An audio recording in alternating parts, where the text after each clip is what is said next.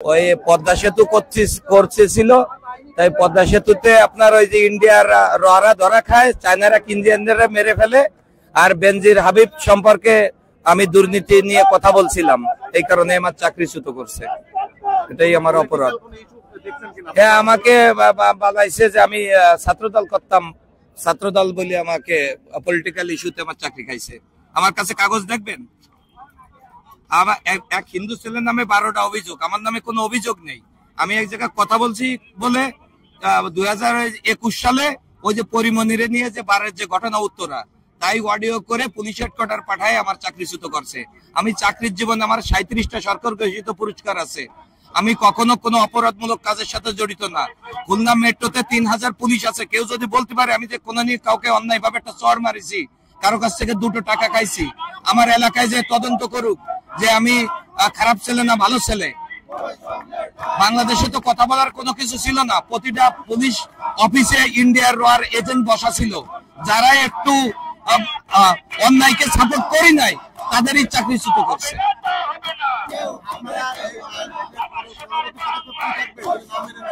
পরবর্তী পদক্ষেপ আমাদের আইজি স্যার আশ্বাস দিছিল, রাজপথ ছাড়া তো আর আমাদের কোনো পথ নেই, আমরা মরে গেলে রাজপথে থাকবো। এখন আমরা কিছুই জানি না, আমাদের স্যাররা এখনো কোনো কিছু আমাদের বলি নাই। গতকালকে সংবাদ পাইছে যখনই যে আমরা রাজপথে আসতেছি, তখনই একটা কাগজ প্রজ্ঞাপন আকারে ছাড়িয়ে দিচ্ছে মিটিং এর 10 সদস্য কমিটির। এই যে আমাদের মুন্না মিটিং করবে, 10 সদস্যের একটা কমিটি আছে, সেই কমিটির মিটিং দেখেছে। আমাদের কমিটির প্রধান হলো শোয়েব রিয়াজ স্যার। সাকাত স্যার বলছিল আমাদের প্রজ্ঞাপন দিয়ে চাকরিতে নিয়ে নেওয়া, কিন্তু আমাদের চাকরি আজও পর্যন্ত হয়নি। আমরা 5 মাস মনে করেন পথে ঘাটে ঘুরে বেড়াচ্ছি, কান্নাকাটি করতেছি এই দপ্তর থেকে ওই দপ্তরে। আমাদের একটা হয়তো করা আছে আর কি, অভিযোগ করা আছে, আপিল করা আছে, কিন্তু কোর্ট পর্যন্ত আসতে গেলে তো আমাদের 2-3টে কোর্ট আছে, সেখানে পাস করে আসতে হবে। হ্যাঁ, প্রশাসনিক ট্রাইব্যুনাল, নিম্ন কোর্ট, তারপরে ঢাকা প্রশাসনিক কোর্ট, তারপর আপনার হাইকোর্ট। এখন এগুলো করতে গেলে তো আর আমাদের আইনিক ভাবে আসা হলো। আমরা তো তাহলে আমাদের পরে যে অত্যাচার নির্যাতন করা হয়েছে এর কোনো কিছু তো আমরা পাইলাম না।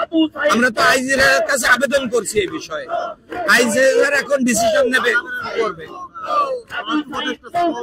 সাখাওয়াত স্যার তো বলে দিছিল যে জি সাখাওয়াত স্যার সিগনেচার করে গেছিল, কিন্তু তার কোনো ফল আমরা আজ পর্যন্ত দেখতে পাই না। এই তারিখ না ওই তারিখ, ওই তারিখ না ওই তারিখ, এভাবে আমাকে ঝুলিয়ে রাখতেছে। এখানে অনেক হেডকোয়ার্টারের সমস্যা আছে ভাই। আমাদের এখানে যারা দেখেন দীর্ঘকাল যারা আছে এখানে, এই দীর্ঘ 16-17 বছর ধরে, তারাই বলতে পারবে ভালো। আমরা তো পথের লোক, পথে ডিউটি করতাম, আমরা তো সাতদের নিয়ে ওদের মাথা কামাই নেই। আমাদের আওয়ামী লীগ সরকার চাকরি খেয়ে গেছে অন্যায় ভাবে। আওয়ামী লীগের কিছু এজেন্ডা ছিল পুলিশ ভিতরে, তারাই আমাদের চাকরিচ্যুত করে গেছে। স্যার আমাদের সিনিয়র কর্তৃপক্ষ যারা আছে তারা মেনে নিক, আমাদের চাকরিটা পুনর্বহাল করে দিক, এবং আমাদের আজকে চাকরি পুনর্বহালের প্রজ্ঞাপনটা আমাদের হাতে দিয়ে দিক। আমরা চলে যাবো, রাস্তা ক্লিয়ার করে দেবো। আমরা যতক্ষণ আমাদের প্রজ্ঞাপন হাতে না আসবে ততক্ষণ আমরা এখান থেকে হেঁটবো না, আমরা আমরণ আন্দোলন করবো। উনি ওনার দায়িত্ব পালন করতে আসছে, উনি ডিউটিরত অবস্থা এখানে আছে, উনি ওনার দায়িত্ব পালন করতে আসছে। উনি হেডকোয়ার্টারের কেউ না, হেডকোয়ার্টারের আওতাভুক্ত না, উনি রমনা জোনের ডিসি, উনি আইন শৃঙ্খলা রক্ষার্থে এখানে আসছে।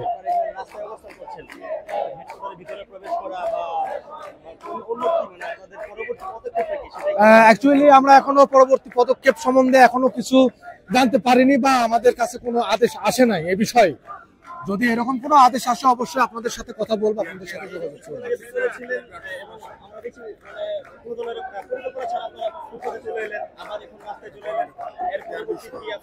অ্যাকচুয়ালি আমাদের তো হচ্ছে যে কমিটির যে সভাপতি ডক্টর শিয়াব রিয়াজ স্যার, উনি আমাদেরকে আশ্বস্ত করছিল আজ থেকে 5 মাস আগে যে আমাদেরকে 90 বা 95% এরকম যারা আছে সবার চাকরি পুনর্বহাল করাবে।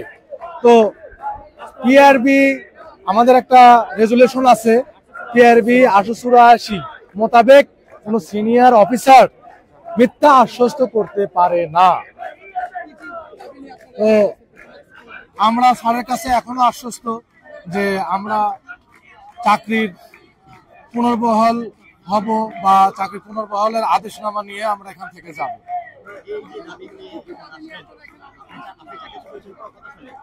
আমি চাকরিতে ঢুকেছি 2017 সালের 7ই মে।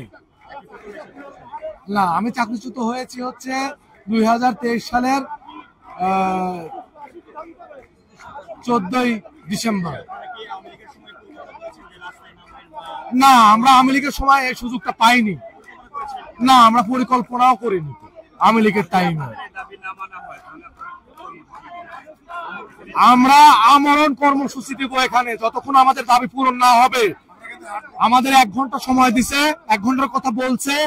আমরা 1 ঘন্টার ভেতরে আমাদের চাকরি পুনর্বহালের প্রজ্ঞাপন হাতে পাইতে চাই। আমার চাকরি যায় হচ্ছে রাজনৈতিক ইস্যুতে। আমি 2017 সালের 7ই মে চাকরিতে যোগদান করি। বিভিন্ন ইউনিটে আমি চাকরি করছি, কর্মরত ছিলাম এবং বিভিন্ন ভালো কাজের জন্য পুরস্কার প্রাপ্ত হই এবং আমার সার্ভিস বুকে এগুলা আছে, প্রমাণস্বরূপ আছে।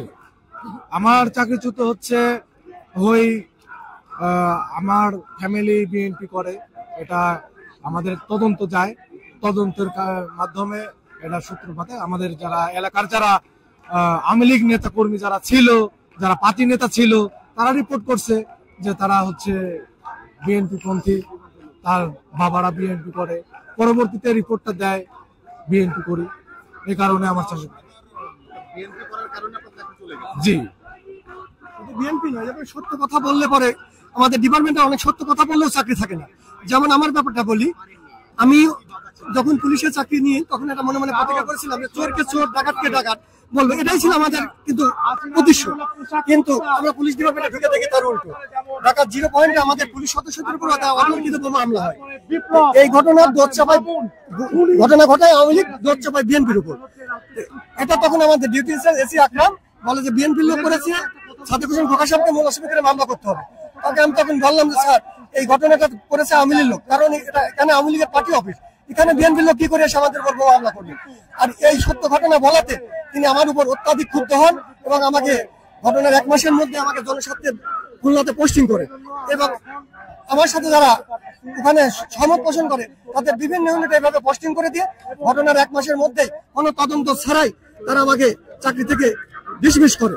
যে দেশে সত্য প্রকাশ করলে চাকরি থাকে না, দেশে নিজের উদ্যোগের অফিসারদের কাছে সত্য কথা প্রকাশ করা যায় না, আবার সত্য কথার ভয়ে করলে মামলা করতে যাবো সেটাও মানে তারা জানে হুমকি দেখায় যে মামলা করলে আপনাদের বিপদ আছে। অর্থাৎ এইরকম ফ্যাসিবাদী দুঃশাসন যেন আমাদের দেশে আর কখনো কায়েম না হয়। নতুন বাংলাদেশে আমরা আবার যেন মানবিক পুলিশে কাজ করতে পারি, এরকম একটা। আমি 97 সালে ভর্তি, 2000 সালে আমার চাকরি চ্যুত করেন। আমি চাই যে ওখানে ঢাকা 0 পয়েন্টে যে পুলিশ হত্যা করা হয়েছিল ওই ঘটনার সুষ্ঠু তদন্ত করে ওই ঘটনার সাথে যারা প্রকৃত দোষ, হ্যাঁ রাজনৈতিক কারণে প্রকৃত, যেহেতু পুলিশের উপর বোমা হামলা করে আওয়ামী লীগের লোক, দোষ চাপায় বিএনপির উপর, সেটাই সত্য প্রকাশ করেছিলাম, এটাই আমার অপরাধ। ভাই সব কথার এক কথা, আমরা আমাদের চাকরি পুনর্বহাল চাই। সাবেক স্বরাষ্ট্র উপদেষ্টা এম সাখাওয়াত হোসেন স্যার আমাদের আইজি মহোদয় থেকে আদেশ করে আমাদের চাকরিতে পুনর্বহাল করার জন্য এবং আইজি স্যার আমাদেরকে আশ্বস্ত করে, ডক্টর সোহেব রিয়াজ স্যার আমাদের ব্রিফিং করে, তারা আমাদেরকে চাকরিতে পুনর্বহাল করবে, সম্পূর্ণ সুযোগ সুবিধা সহ আমাদেরকে পুনর্বহাল করবে এবং ভিডিও ফুটেজ আছে আমাদের। ঠিক এই জায়গায় দাঁড়িয়ে আশ্বস্ত করছে যারা আলোচিত মামলার আসামি ব্যতীত তোমাদের প্রত্যেককে চাকরিতে পুনর্বহাল করা হবে, তারা এরকম একটা আশ্বাস তখন তৎকালীন স্বরাষ্ট্র উপদেষ্টা সাখাওয়াত হোসেন স্যার এবং মাননীয় প্রধান উপদেষ্টা ডক্টর ইউনূস স্যারের প্রজ্ঞাপনের ভিত্তিতেই এরকম একটা আশ্বাস দেয়। তারই পরিপ্রেক্ষিতে আমরা 19 তারিখে আবেদন জমা দিই। আজ বিগত 5 থেকে 5.5 মাস আমাদেরকে ঘোরাচ্ছে, কিন্তু আমাদের কোনো রেজাল্ট দিচ্ছেন না। আমরা কোনো মিথ্যা আশ্বাস চাই না। আমরা আসছি এখানে, আমরা আজকে চাকরির প্রজ্ঞাপন হাতে নিয়ে, যোগদান করার চিঠি হাতে নিয়ে আমরা এখান থেকে যাইতে চাই। এটার মূল কারণ হচ্ছে এখানে আমাদের যে চাকরিটা এইরকম ঘোরাচ্ছে তাদের কি করা হবে। এখনো পুলিশের কারণে আওয়ামী লীগের দোসর যারা বসে বসে এই চক্রান্তগুলো করছে, এই কারণেই আমাদের চাকরিগুলো এত বিলম্বিত হচ্ছে।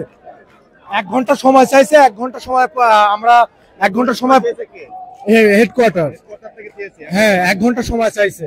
তো আমরা 1 ঘন্টা পরে হেডকোয়ার্টারের মুখে আর ওই বাক্য শুনতে চাই না, আগামীকাল, আগামী দিন, আগামী সপ্তাহ, আগামী মাস, এই বাক্য শুনতে চাই না। 1 ঘন্টা পরে 1 সেকেন্ড, 1 ন্যানো সেকেন্ড টাইম দিব না। এখান থেকে আমরা আমরণ অনশন করব। আমরা আমাদের চাকরিতে পুনর্বহালের আদেশপত্র হাতে নিয়ে যাইতে চাই।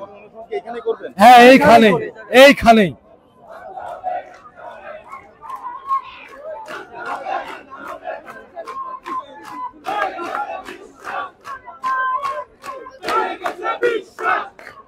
দর্শক, আমরা সরাসরি রয়েছি পুলিশ হেডকোয়ার্টারের সামনে।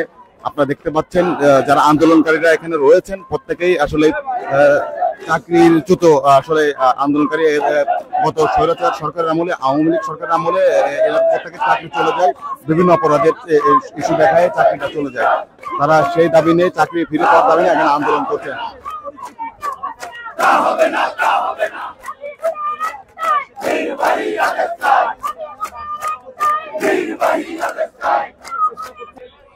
এখানে অসংখ্য আইন শৃঙ্খলা বাহিনী অর্থাৎ পুলিশ বাহিনীদের আমরা অবস্থান দেখতে পাচ্ছি। তারা শান্তিপূর্ণভাবে অবস্থান করছে, আর যাতে কোনো প্রকারের বিশৃঙ্খলা সৃষ্টি না হয় তারা সেটাকে প্রতিহত করার জন্য তারা এখানে অবস্থান করছে এই পুলিশ হেডকোয়ার্টারের সামনে।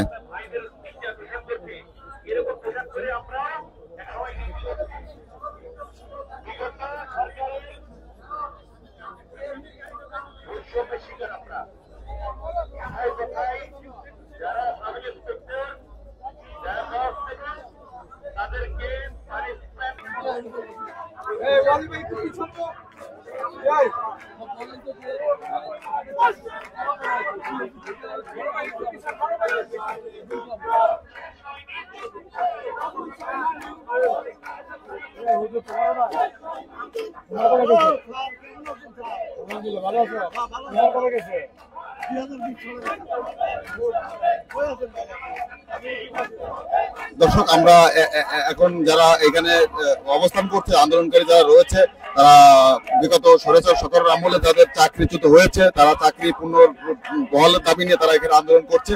তো আমরা যাদের চাকরিচ্যুত হয়েছে বিগত সরকারের আমলে, আমরা তাদের সঙ্গে একটু কথা বলবো। আসলে তারা আসলে কেন এখানে এসেছে, আসলে কি কারণে তাদের চাকরিচ্যুত হয়েছিল তারা সেটা জানার চেষ্টা করবো। কোথা থেকে এসেছেন? জি, আমাকে 2020 সালে ঊর্ধ্বতন কর্তৃপক্ষের অনৈতিক আদেশ না মানার কারণে আমাকে ডোপ টেস্ট নাটক সাজিয়ে আমাকে চাকরি থেকে চাকরিচ্যুত করা হয়েছে। চাকরিচ্যুত আমাকে একবার ডোপ টেস্ট করাইয়া পজিটিভ আইছে। আমি 3বার ডোপ টেস্ট করাইছে পুলিশ হাসপাতাল, 3বার নেগেটিভ আসার পরেও আমাকে চাকরি থেকে বাদ দিয়ে দিচ্ছে। আমরা চাকরিতে আমার স্ত্রী, পুত্র সবাইকে নিয়ে আইছি। আমার 2টা ছেলে ইউনিভার্সিটিতে পড়ে। আমাদের চাকরিতে পুনর্বহালের জন্য আমরা আসছি। পুলিশ হেডকোয়ার্টারও আমাদের 6 মাস আগে আবেদন নিচ্ছে ডোপ টেস্টের কারণে। এক একজনের এক এক কারণে, আমার ডোপ টেস্টের কারণে চাকরিচ্যুত করা হয়েছে। ঊর্ধ্বতন কর্তৃপক্ষের আদেশ না মানার কারণে আমাকে হয়রানিমূলক এইভাবে চাকরিচ্যুত করা হয়েছে। আমার চাকরি 27 বছরের সময় চলে, তখন চাকরিচ্যুত করা হয়েছে। আমি 27 বছর চাকরি করার সময়, তারপরে চাকরিচ্যুত করছে। জি, দাবি নিয়ে আমাদের উনারাই আমাদের দরখাস্ত নিচ্ছে চাকরিতে পুনর্বহালের জন্য, কিন্তু 6 মাস হলেও দিনক্ষণ করতেছে, আজ না কাল, কাল নিয়ে পরশু, এইভাবে করে আমাদের করতেছে। আমাদের দরজর বাদ ভাঙা গেছে। আমি একটা বেসরকারি চাকরি করতাম, এটার আশায় এটা সাইডে এখন বিপদে দিনপাত করতেছে। আমাদের চলাচল খুবই সমস্যা।